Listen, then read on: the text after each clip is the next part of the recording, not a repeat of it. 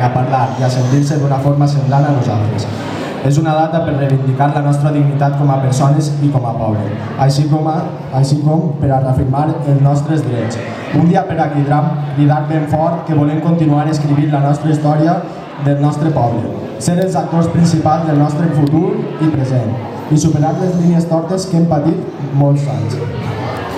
El canvi polític que s'ha produït a les institucions valencianes ha obert un nou cicle amb nous reptes al davant. Aquests moments ens permeten aventurar un horitzó més esperançador, on sembla que alguns ja no tenen vergonya de la nostra cultura, de la història, de parlar la nostra llengua i de considerar-la com un autèntic vehicle transmissor i d'educació i de cultura.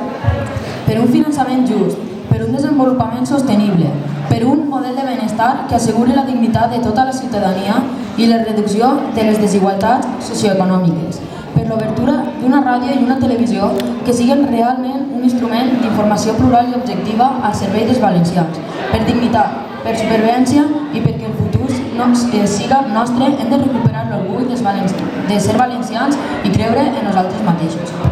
Com a país som sensibles al món en el qual vivim. El drama de les persones refugiades i de la immigració formen part d'un món de desigualtats que crea conflictes i que ens afecta i davant del qual calen respostes efectives per als drets de totes les persones. Desitgem un poble on la seva identitat plural siga un nexe d'unió.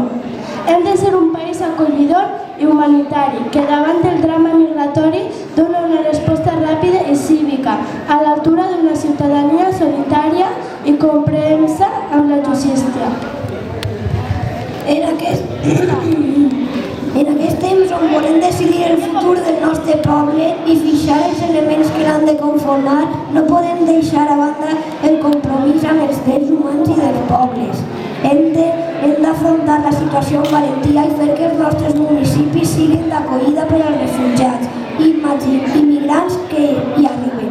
Cal que bastim una xarxa solidària que oferisca a les persones que creen refugi un futur i una vida digna.